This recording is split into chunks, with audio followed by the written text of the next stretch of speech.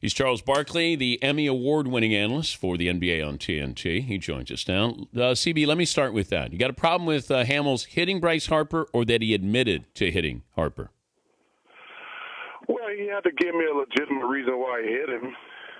You know, I'm for hitting in baseball in certain situations. You know, I believe in old school rules, but you got to give me a reason. He just said it was. He doesn't really control. You know, I saw they were hyping him up before the game, which I thought was a little weird. Saying, "Come watch the Phillies and somebody against Bryce Harper and somebody." So, as a veteran guy, that can be annoying. But I got no problem with. You got to give me a reason why I hit him. If that's the reason, just say it. Well, he said it was his welcome to the big leagues. That you know, he's the kid and I'm the veteran here, so I'm going to hit you. Welcome to the show.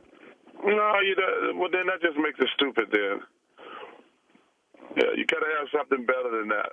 But was there a rookie that you remember coming in that was really hyped? That you as a veteran said, you know what, let me give you another elbow or something, or let me give you something that says welcome to the NBA.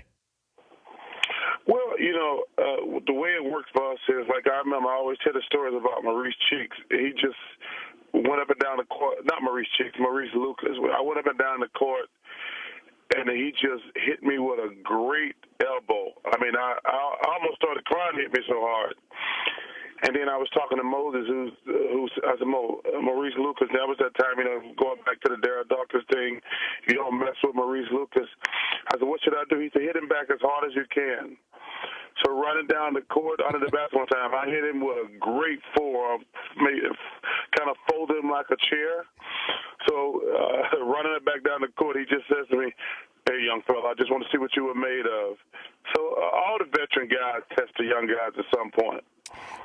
How many times did you go to a press conference? Now, we're talking about Cole Hamels, and he told the truth. How many times you go to a press conference wanting to tell the truth, but you had to lie? It just made more sense to not tell the truth. Well, that didn't make sense because he hurt his team. I mean, he's going to be suspended for 5 games. He's only going to miss one start. So I thought that was selfish on his part. Hey, listen, just say the ball got away. But to get suspended, I thought that was just stupid. He's Charles Barkley, NBA on TNT. Saw where Chris Webber was taking a couple of shots at Blake Griffin with the flopping. Some other players have said this as well. Oh, no question, man. He made me so mad last night. I mean, I called him Vince Carter last night because, you know, Vince Carter, who's a great player, we used to joke, he got shot like 3 times a game. I called him that on the show last night. I said, Blake Griffin has turned into the new Vince Carter. Ernest said, what do you mean? I said, he gets shot 3 or 4 times a game. It just goes down. Yeah, he's got to stop that flopping. Well, he's got to stop that because you can tell all these players are taking cheap shots because he's getting to be annoying with all the flopping. And you'll lose respect with players around the league when you start flopping. No, they just going to enjoy hitting you more. Because you know what? Because I mean, what the mentality becomes, Dan, is okay. If you're gonna flop, I'm gonna knock the hell out of you. That's actually the way it goes. They won't lose respect because he's a terrific player. I mean, he's got to work on his game, but he's a terrific player. But what guys gonna start to do is, okay, if you're gonna act like I hit you, I'm gonna really hit you. And then what's gonna happen is he's gonna start getting hit harder. Here's another thing with the Clippers. Now they're up 3-1 over Memphis. I don't know if it's a foregone conclusion Vinny Del Negro is their coach next year because wasn't it prior to the end of the regular season he had lost him. Could you see a scenario instead of Phil Jackson with the Knicks, which I never saw that happening, Phil Jackson with the Clippers? I don't see Phil coming back, Dan. I don't think I actually personally think Phil Jackson's too old. I don't think basketball's coaching for 70-year-old guys, to be honest with you. I don't see that. But I will tell you this. After watching that Clippers half-court offense the last 5 minutes of regulation and overtime, you can go ahead and pencil San Antonio in to the Western Conference Final because, I was disappointed in Memphis last night not making any strategic adjustments. And let me tell you something. San Antonio is going to kill the Clippers when they're going to play like that. I mean, that was hard. They tried to give that game away. I mean, that just give it to Chris Paul, let him go. That is not going to work against the Spurs. I guarantee you that. Yeah, because it's half court. You know, the Spurs get you in a half court offense and defense, and that's when Popovich is at his best. So you have Spurs then against Oklahoma City or the Lakers. You know, that's a tough game, man. I mean, I think that's a toss-up series, to be honest with you. You know, I don't like Oklahoma City's half-court offense. I've been saying that all year. I don't like their half-court offense. Don't overreact if they beat the Dallas Mavericks like that. I said before the series started, Dallas had no chance. They were too old. I thought they could win a game, but don't go overboard because they swept Dallas, because the Lakers are going to be a totally different animal. Should the Knicks play Jeremy Lin if he's medically cleared for Game 5? You know, I don't understand. No, I don't think that. I do not think that. I didn't think Al Horford should have played the other night. You know, I call it the Michael Jordan rule. Michael Jordan tried to come back and play and didn't do well. So if Michael Jordan can't do it, it's probably not a good idea on the basketball court. I don't think you can jump in the just come off the street and jump into a marathon, because there's nothing you're doing on the side, whether it's running up and down the court or playing one-on-one. There's no way you can simulate actual, number one, an NBA game, but also playoff intensity. Come on, listen, playing against that Knicks team in practice, it won't be the same as playing against LeBron and Dwayne Wade. Are we still making too much out of this last shot for the Heat? Who takes it?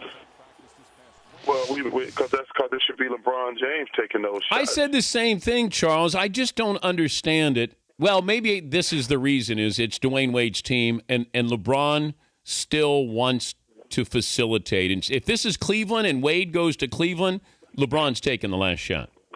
Well, if the guy's the best basketball player in the world, he should be taking the shot. The reason I think, first of all, he had just made a three and a great three-point play. You know, it's interesting to me how everybody's going against LeBron. LeBron finished a lot in Cleveland. Yes. He finished a lot. But why is he deferring, though, Charles? That's what I don't get. Dan, I've been saying that all year. I hate the fact that he defers. But you know the thing that's funny? Dwayne Wade never gets any criticism because he didn't close in the finals last year. I actually think LeBron got tired. If you go back and look, he used a lot of energy guarding, shutting down Derrick Rose. Then he had to guard Jason Terry. I think he got tired. But it's funny to me how Dwayne Wade is a great player, don't get me wrong, but he don't get any criticism for not finishing in the finals last year. And I've said this before. LeBron James, the Miami Heat are only going to go as far as LeBron James takes them. Dwayne's a great offensive player, but LeBron James makes everybody around him better. You know why? We had a stat the other day. I had him look it up. And I forget how many years. LeBron has about 350 more assists than Dwayne Wade, because he'll pass the ball. I mean, somebody, that idiot Skip Bayless criticized him when they played a game at Utah. Excuse me. Bless you. Excuse me, Dan. Thank you. And he made a great pass to Udonis Haslem, and he missed a shot. And people said he should have shot that ball. Well, if he had shot that ball and missed, you would have criticized it. That's the same pass Kobe Bryant made the other day to Steve Blake, and he made the shot. And people talk about that was a great pass by Kobe Bryant. Why do you keep watching Skip Bayless? Oh, I've been watching you. But I was talking about he deserved that last shot. He was on a roll. You know, Skip Bayless, just one time, I'll let him fight me barehanded. I'll put on those big goofy gloves and let's just fight. Just one time. I let him bring old Punk Peter Vesey with him too. Just both of them at the same time. But, I think that people are forgetting that LeBron closed. I was at the game when he scored 30 straight points against the Cavaliers a few years ago. But I think that the Miami Heat got to give him that ball if they're going to advance to the finals and win this thing. I think that he's got to be a little more selfish. Usually it's the other way around with NBA players. I don't think he is. I think, and I said before, I think that's LeBron's biggest problem. He's too nice of a guy. He's too nice of a guy, Dan. He wants everybody to like him, which that's never going to happen. I think he said, hey, man, I'm the best basketball player in the world. And the thing that annoyed me the most about that place, we got the best, he got the best basketball player in the world standing in a corner doing nothing. Doing nothing, just standing there. The best basketball player in the world. And I can guard LeBron if he's just going to stand in the corner. Me too. And I'm a has-been. You look good, though. But Dan, you never was, so that's totally different. Yeah, but if you look at what you did in basketball and what I do in the media. That's. How about that one? Huh? You know what? You have had a great career. Can you believe they actually pay us to do this? I know. Well, you and Shaq, good God, you guys don't. You just goof around. Dan, it's basketball. Why should we be serious? And the basketball ain't that good, I might add. Why don't you practice taking Blake Griffin fake charges next show? Listen, we're going to practice. Every time he goes to the basket and get hit, it does seem like somebody shot him. It does. It looks like it's a scene out of Platoon, where you get shot in the jungles there. Come on. That's what I said last night, Dan. Every time he goes to the basket and get hit, you think, oh, it's the end of the world. Apocalypse is upon us. Good to and the thing is, he's the biggest, strongest guy. So I'm gonna tell you, some guys gonna start hitting him harder because if you barely hit him, he flops. So guys are gonna be saying, okay, if that's the way you want to play, I'm gonna really start hitting you if you're gonna flop anyway. Hey, it's good to visit with you as always. Thanks for getting up early for us. All right, my brother, you be safe, man. All right, thank you, Charles. That's Charles Barkley, NBA on TNT.